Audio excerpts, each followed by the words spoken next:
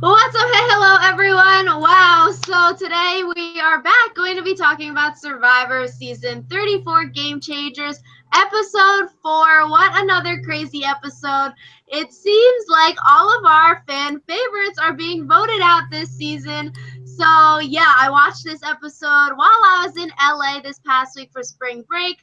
Super crazy, and I really think the editing was very interesting on this episode. We had a lot of like behind the scenes kind of stuff. So my name is Rachel. And I'm Alyssa, and I did not watch this episode while on spring break, so I'm a little #salty. But I think this episode is so interesting just because, like, there are so many things that, like, I just cringe and cringe. Like, I feel like certain players could have made this a good episode, or, like, different moves could have made this a good episode. But, like, people were just being so stupid and so petty and so over-emotional. And I feel like that's the opposite of what makes me enjoy Survivor.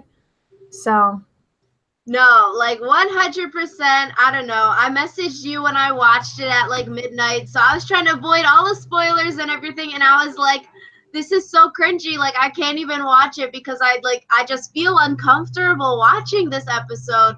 But we can get into that when we are talking about this episode. I think this last time it seemed to work really well. We're going to start with like the whole JT being voted out, and then we'll go in chronological order of everything else of the episode. So, Alyssa, do you want to say the finale news? yes. So, Rachel and I were not able to watch the finale for last season together. We thought that we were going to be able to, but then it ended a week earlier than we forgot. Or than we thought. But this season, we're going to be able to watch the finale together because both of us will be done with all of our schooling and stuff. And basically, we can just stay up really late and watch Survivor and cry. So we're really excited to be able to spend the finale night together just because it's always more fun when there's someone else there that you can be like, oh my God, what did they just do? So we're going to be spending the finale together, and it's going to be lit. Yes, May 24th. It's going to be so fun. A reunion of all of us, just like the first time we watched the finale together. It'll be super, super cute. So I'm very excited. So, yes, I think basically this episode was super, super good for Sandra. It shows how well she is basically running this game right now, or at least the Blue Tribe. She is the freaking queen as usual, and I think just Sandra, it's really good this episode for her. Yeah, I feel like Sandra, the queen stays queen thing comes off as really cocky, but since she's been able to, like, I guess, back up that statement, it's a little bit better than if she were to just be like, the queen stays queen, and then that's the episode that she gets voted out on. So I feel like when that does eventually happen, then I'll be like, haha, Sandra sucks. But right now, it's just like she's in charge of her tribe at least. Yeah, and I think it's like super interesting. So she sees that Michaela and JT are starting to be annoyed with one another. And then she's like eats all of the sugar to make Michaela and JT have an even larger divide. So now Michaela and JT would never work together. They want to get each other out. And that really is good for Sandra because it gets a target off of her back. And I think like we've seen this in her past 2 seasons with like socks and like hats and stuff like that. Like Sandra is super, super smart. She's doing all of these sort of like mind games that we saw in Co Wrong with like Jason and Scott, like those kind of things, but on like the smart, like not annoying ass level of gameplay. So I think it's like very good for Sandra doing this, and like she lets Varner in on like the little ha, like we're going to steal like all the sugar deal, and like that's really smart of her. I felt like to bring him in because that makes him really closer to Sandra as someone like that can work together. And I feel like with something like this, at first I was like, ooh, like I wouldn't want to share it because like what if someone's a blabbermouth, they would rat me out. But I feel like she chose correctly with choosing Jeff Varner to share this mischievous mischievousness with, because like Varner is also sort of mischievous and he likes that kind of thing. Yeah, I think it's interesting just because, you know, the whole thing, two can keep a secret if one of them is dead or whatever.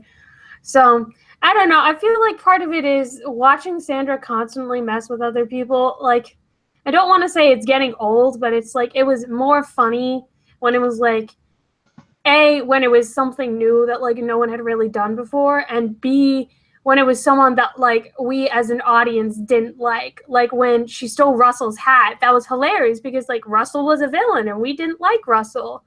But like I think I can speak for the majority of people when I say that like JT is like a pretty likable guy, and Michaela is, you either like her or you like to hate her. So like both of those people, it's like you don't want to see them be inconvenienced just for the sake of someone else's game going forward, but Yeah, that's just me. I mean, I think it's like super interesting. Sandra is the only winner left in the game now. As a two-time winner, she took out Tony and JT. Like, I did not think Sandra would be the last winner standing. I was thinking JT would be the last winner, like on the island still. And Sandra has no votes casted against her thus far in the game, and she's been to 4 out of the 5 tribal like 3 out of the 4 out of the 5, one of those amounts of tribal councils. And every time at tribal, she has voted in the correct way, besides last week when she voted Sierra, but she still didn't even get any votes when Malcolm was voted out. So, like, she voted Sierra Easton, she voted Tony, she voted, she didn't get any votes in the Malcolm vote out, and then she votes JT this time. Like, Sandra has a really good track record so far in the game. Yeah, I think that she definitely does have like a great track record, but I feel like with Sandra, it's going to be, if she does go down, she's going to go down really quick because she's not the kind of person where you can like slowly separate yourself from her. Like it has to be like clean break. Because like if she realizes that she is going to go home, I feel like she'll be able to scramble and bring it back. So if and hopefully when Sandra does go home, I think it'll need to be a blindside. So yeah, definitely. It would have to be a blindside because Sandra seems like she is so on top of her like game and everything like that. And like you were talking about Michaela a few seconds ago, and I don't know, I'm still like sort of confused as to why. Like, I don't know, I don't really feel like Michaela's that good at Survivor. yeah, I don't really think that she is either. And I feel like part of it is, like she said, oh, this is the thing I'm going to work on, and yet she has not worked on it at all. Like she was like, oh, I'm going to be better about like not showing my emotions on my face, but it's like she hasn't really done that. And I feel like if you're going to say that you're going to change something in a game of Survivor, like you should at least try. I'm not sure if Michaela's trying, so Yeah, and like going off of that, I'm also sort of confused. Like, I feel like Michaela has had a lot of hype this season, based off of previous and stuff. But like so far, I don't really see like what she has done to warrant all of this hype. Like she's always seen like with the big name players with Ozzy, Sari, like JT, Sandra, but like I don't really see Michaela like being with those big name players. So I don't know. We can see like if she like I don't know, like becomes her own this season, because I feel like she can make it far, which is also like I was like, how is she getting so much hype if she's about to be voted off this episode? So I was like, I don't think Michaela's gonna go home this episode. yeah, I just Michaela's one of those people where I really want to like her, but I don't know if I like can. I like her as a person, but not as a Survivor player. Yeah, So definitely. So, going on to after Sandra being queen as usual, like at the beginning of the episode, we see JT find a hidden immunity idol, and we see some confessionals of him saying like, if I lose a challenge, I'd be the first one to go. And like going based off of that, like it also leads into tribal council, I feel like. But this idol find. JT finds the same exact clue that Ty had. So I was like, that's good. At least it's not rigged in Ty's favor to vote someone out last episode. So at least they're hiding similar kinds of clues out there. But I mean, does that mean that there are like 3 different kinds of clues on the island? Like for hidden immunity idols? Because we see like the cross digging one, we see like a reward immunity challenge one, and then now we see Ty also has a new kind of idol clue. I think that's interesting just because if it is, there are only 3 different like types of immunity, like you just said. Theoretically, if you move, find another idol just by applying your same clue. Because like the marks on the tree were pretty obvious, I feel like. So it's like if you move to a new island and you see like, oh, there are trees with these same markings, you know what to do to like find another idol. So I feel like that's interesting. But also, these are idols you can't really find without clues. So, like, no one's going to go digging, like, in the middle of the camp for no reason. So, I'm not sure how I feel about finding idols without, or the fact that you, like, literally can't find it without clues, or that, like, it might be just a copy of everything, just one at each different campsite. Yeah, like I don't know how I feel about idols this season either. I feel like we have seen 4 idols now. Ty has found 2, JT found 1, Troy Zan found 1, and that seems like a lot of idols for only 5 people. There's like 15 players left in the game right now. Like that seems like a lot. That's 1 per every person voted off basically so far in the game. Like I don't know. I feel like idols for JT at least also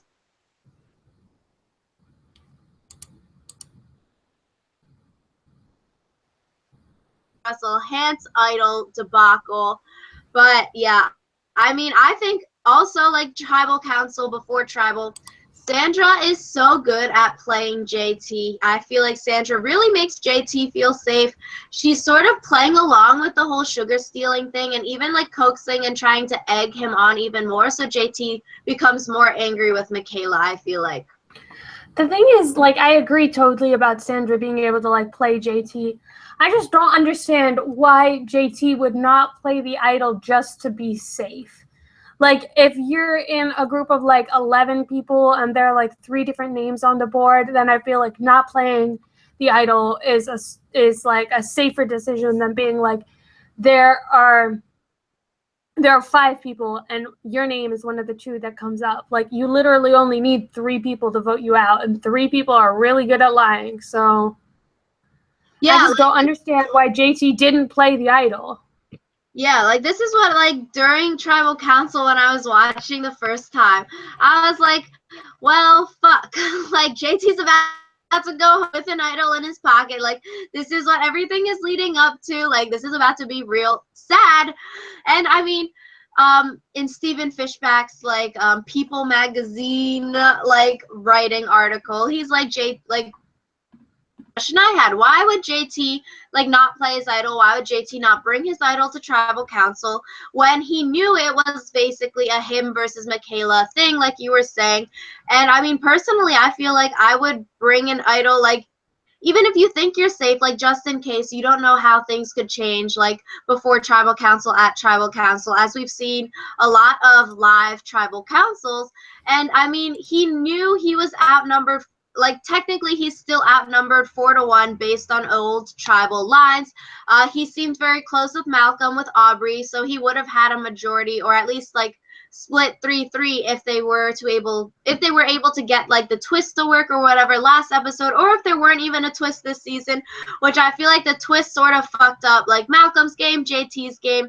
And I feel like even just playing your idol in this case, like it wouldn't eat like just to be safe, it wouldn't even be like wasting an idol, because I felt like during this time you could see a swap happening probably soon, and as we see in previews for next episode, a swap is happening next episode. So I feel like you could find another idol or whatnot, but I feel like it would have been, I mean, 2020 hindsight vision, but like it would have been smart just to play just to be safe. Yeah, but like you said, hindsight is 2020, and I'm sure that a lot of people like I think it was interesting that JT went home rather than Michaela. Like, I feel like it makes for a more interesting story, but it was still kind of disappointing. Yeah, I mean, like, I don't know, he left. I can understand the reasoning behind like leaving the idol at camp because, you know, going to go to find the idol, dig it up and like bring it, like that might cause suspicion and stuff like that. It's just easier if you know you're safe or you feel you're safe to leave it at camp so you don't have to worry about it. But I feel like, I don't know, like when like it's between you and someone else to go home, I feel like doing it just in case. And I think that also goes to show like how well Sandra was able to like make JT feel safe. Sandra at Tribal Council, she says, we're going to keep our strongest player in the game and we're going to move forward with him. Basically saying, like, we're going to keep JT. Yeah.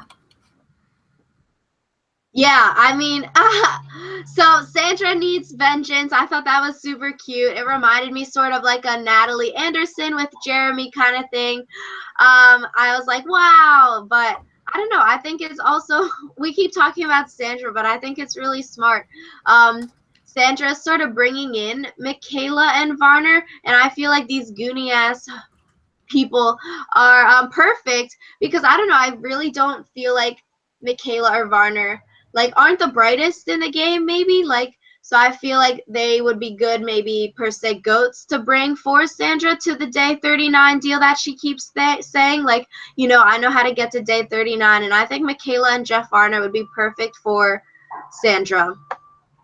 The thing is, now Michaela is in Sandra's debt because she knows that like Sandra is the reason that she's still in the game. So like if something ever does happen where Sandra's name comes up, she can be like, well, Michaela, you owe me one, so you're not allowed to like vote for me this time or something like that. Yeah, I feel like Sandra works really well like with like a sidekick. So I feel like, you know, like JT, Steven kind of thing.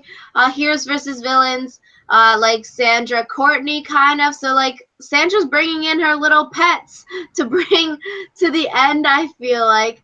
And I don't know, I feel like Sandra also works well when she has sort of someone to antagonize. Like we see it with Johnny Fairplay, we see it with Russell Hands. I feel like we saw with Tony, we're seeing it with JT. I feel like when she has a target on her mind, I think like she gets the job done. And like at first, I was sort of concerned maybe because like, you know, voting out JT, like the Blue Tribe is already a hot mess as it is. They're losing physical competitors. They're down 2 people against Green Tribe now and 1 for Orange. So I was like, huh, you know, but like with a switch happening, like, you know, I think everything's going to be good for these 4. Maybe. Yeah, I feel like if they had to stay together, they would have been screwed because like no one on that tribe has like physical strength. So yeah, I mean, I feel like the whole like basis of this tribal council was whether to keep an attitude problem or to take out a physical target. yeah. Yeah, I mean, I don't know. We see like JT and Michaela going at it. Sandra's joking at tribal also. I think, I don't know, Michaela sipping the water at the end, I was sort of like, I don't know, turned off. Yeah, I just she was trying too hard to be like cocky and casual, and I just like I just didn't like the whole tribal thing. I think the only good part of it was Aubrey's reaction to it because I feel like it would have been really easy to be like kicking and screaming like, oh my god, you guys did this to me again, but she was kind of like, hey, you guys are smart, good job. So Yeah, I feel like a switch would be good for Aubrey because, like, I feel like she'd be sort of on the bottom of the foursome now, being left out of the vote. Yeah, but I mean, yeah, I feel like also with the whole Michaela drinking water thing, like, I don't know. I don't think Michaela has the name to be so like cocky. I feel like Sandra, she you know, she can warrant the whole cocky attitude gameplay because she has won the game twice. So I feel like it's less like off-putting when like Sandra does it versus when other people do it. yeah. like you said, if you're gonna talk the talk, you need to walk the walk. And Michaela did not walk the walk her first season because she got voted out before the merge. So yeah, and now our poor babe JT is voted out before the merge. I mean, I don't know. I really like JT from like Tocantins. I really like that season, and then I fell in love with Steven Fishback, and like it's such a good season. And I don't know. I feel so bad for JT because he was coming into Game Changers with such like a like chip on his shoulder from Heroes versus Villains, with the whole idol thing and Russell Hands. And I feel like after playing Game Changers, I feel like he's gonna just have so many regrets and so many like what ifs. And I feel like it's not gonna be good for him in his real life because I feel like he done goofed again this time. And I mean, it's just so if sad. anything, he did worse than he did in Heroes versus Villains.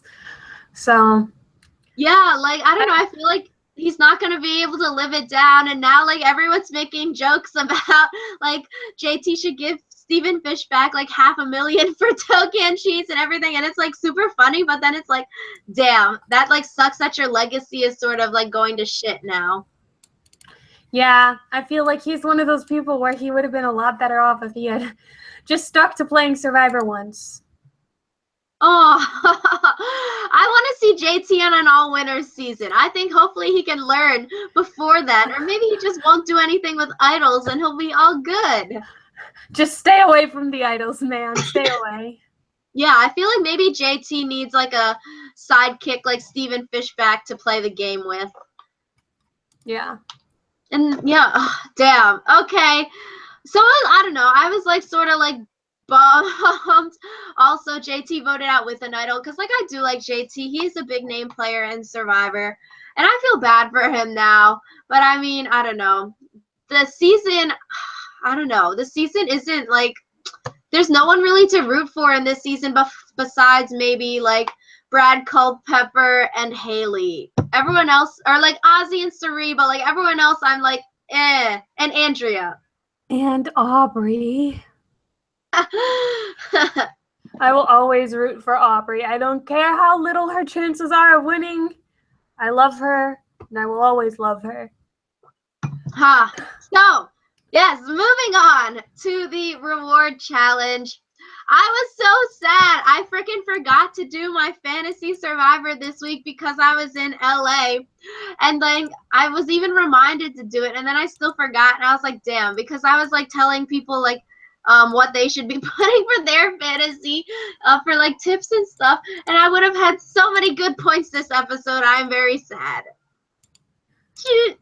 I don't understand playing Fantasy Survivor, but I'm sorry that you're sad. Thanks, Alyssa. Well, yeah, I don't know. Reward challenge, everyone's reaction to seeing Malcolm going home. I was like, FML, same. Like, stab me in the heart once more. Why won't you? I think the saddest reaction was Andrea's. Like, I was just like, oh, Andrea, it's going to be okay. Yeah. She just looked so shocked, and I was like, I'm with you, girl. And I feel like same, like next week everyone will be shocked about JT. Like all the big boys are home. Like out of the first 5 people, yeah, it's only 1 female, right? And then, yeah, 1 female and 4 strong dudes. I feel like by the end we're gonna have like a all-female like final tribal council is the way it's looking. That's only if it continues on its current trajectory, though, and I'm not sure that it will, because like a lot of the reason the big name guys were voted out was because they were deemed threats or whatever. So it's like once the physical threats are out of the way, people are going to be able to pay attention more to like strategic threats and stuff like that. And that's when like people like Sandra are going to start being voted out, like Sandra and Sari, like when strategic threats just become just as important as physical threats. Then we'll be left with all the gooby ass people by the end of this season. I'm gonna cry. But I don't know. This reward challenge was everything we practiced, Alyssa. We had balancing balls on sticks and we had a slide puzzle. Like this is all of our Survivor video DIY tutorials. Except for this was a 16-piece slide puzzle, which is a little harder to do. And then also that balance beam looked crazy AF. And then also like the seesaw thing, like I really want to practice that just because that looks like a lot of fun. I love seesaws. Yeah, like Alyssa, summer we'll do crazy ass balance beam practice and film it.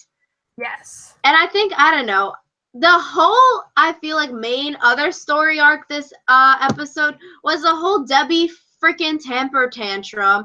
Like, rewatching the episode, Haley only let Ozzy pass her on the balance beam. I'm like, SMH, like, Ozzy obviously is, like, hella good at balancing and everything. Like, it would be warranted that he would pass you.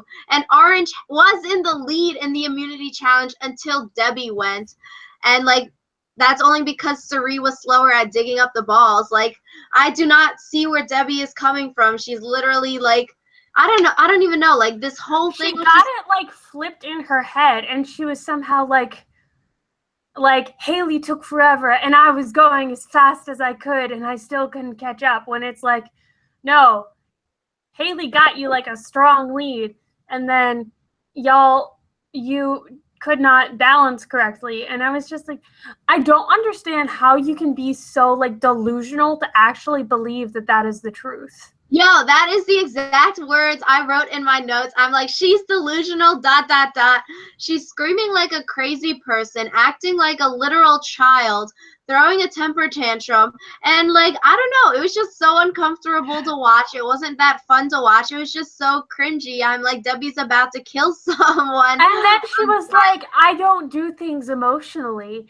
I'm just going to vote out the biggest strategic threat. And if that happens to be Brad, then so be it. And it's like, no, honey, you are holding a vendetta real bad. Yeah, and, like, and then she like starts working out. Like, I don't get angry, I just work out, and that's why I have these arms and this 8-pack abs. And she lifts up her shirt, and I'm like, what the hell is happening? Like, she's, I don't know, I feel like she has some like mental issues. Yeah, I just like, I don't want to talk about this just because it's so like you said, I just cringy. Yeah, I mean, like, she says Haley took 10 minutes and then she zipped across in 30 seconds. I'm like, girl, where? Like, you fell off like 4 million ass times. And then in the immunity challenge, Debbie's like, I've been a gymnast for 10 years. Like, put me on the balance beam. And then she's like, throws another fit, and she's like, no, I'm not doing the balance beam anymore. And then when Ty fell off, she's like, wow, guys, like, glad we didn't send the gymnast on the balance beam. And then when she was like first one down of like jumping off the block, she's like, first one down, and she's like, Brad, didn't you notice I was first one down? I'm like, who cares? Like, Debbie, why are you like, you were acting like a middle school child. Like, what the hell is wrong? Yeah, I just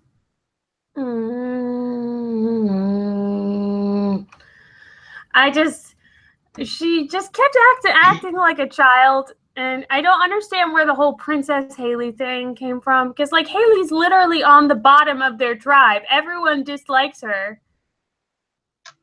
Yeah, and like even the editing showed like Haley in a good light. Like, Debbie was the one who volunteered for balance beam and was very adamant about being on the balance beam. And then they even replayed the clip in the episode in black and white to show how crazy Debbie is being. Like, I'm just so done.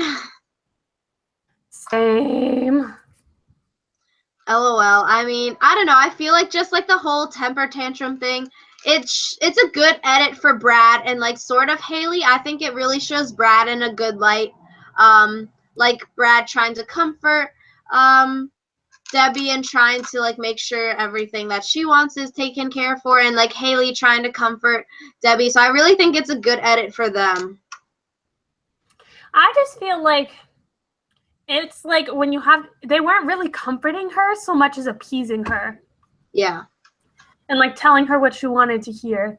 And it's like, that's something that you do have to do on Survivor, but it still kind of sucks that they had to do it in the first place. Yeah, I mean, like, there's no way to like talk with a crazy person if they're always going to take their own side. I mean, the only way to sort of like comfort or like to bring them down from that level of like emotion is to like just say what they want to hear, I feel like. Yeah.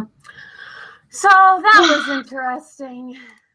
alas, gosh, I'm just like very right now because of talking about this. But yeah, I mean, Sarah and Troyzan we see might be at the start of a new alliance.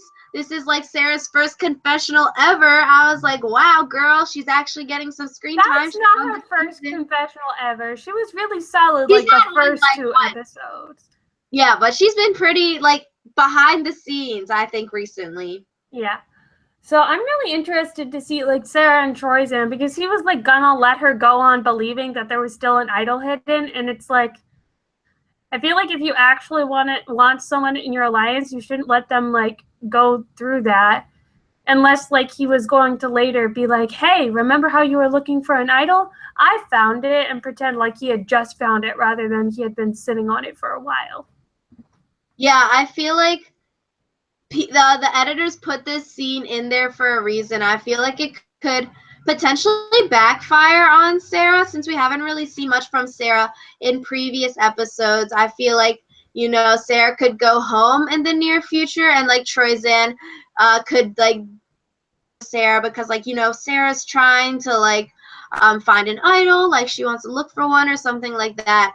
And I don't know, I think maybe Sarah is like going out too hard because she's like, I want to play like a criminal now. And like when it's a 5-1 vote on the tribe, I feel like might as well stick to the status quo because like, but we haven't really seen much from Sarah to know like her like pecking order of the 5-some.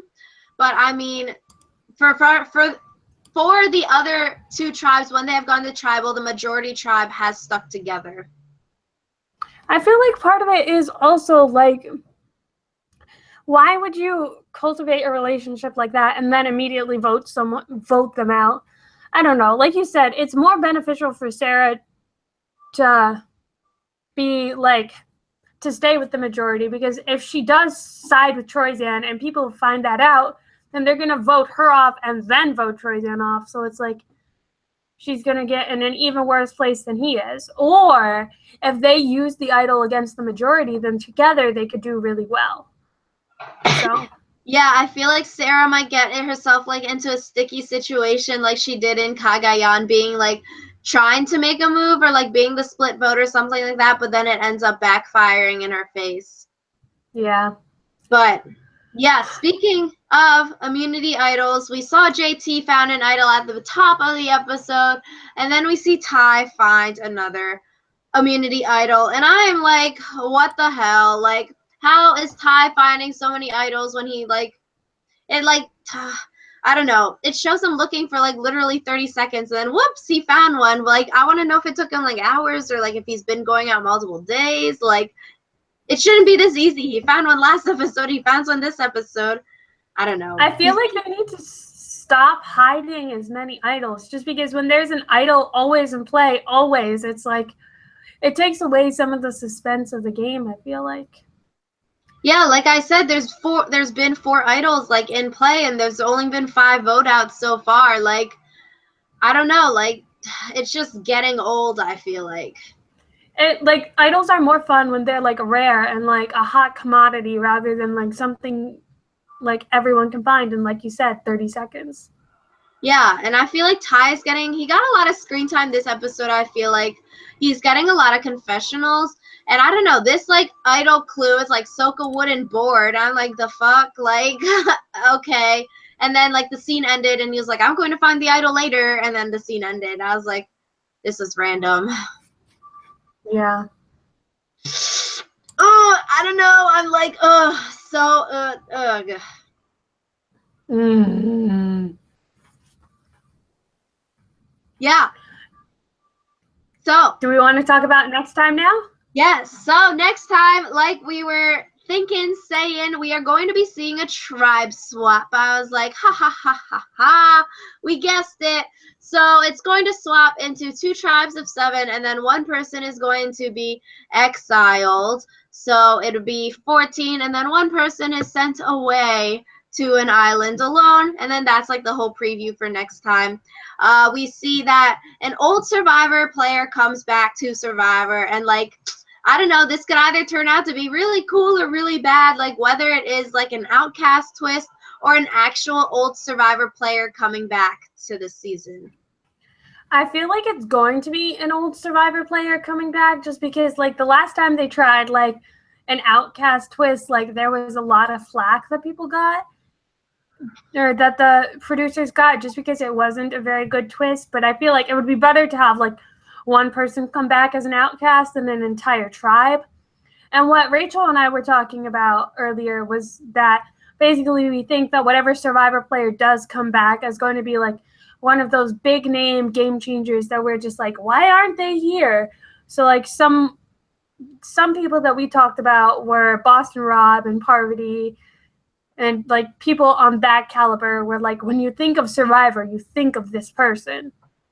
So yeah, I'm gonna maybe put my money on Boston Rob. I think because Ozzy next episode is going to break Boston Rob's record of, like, number of days lasted in Survivor. I don't know. Maybe Boston Rob gives Ozzy something for breaking the record of days lasted in Survivor. I mean, that seems logical. I feel like bringing, like, some other big name like Parvati Russell Hantz out to, like, visit. I don't know. I feel like it's, like, weird. Like, why?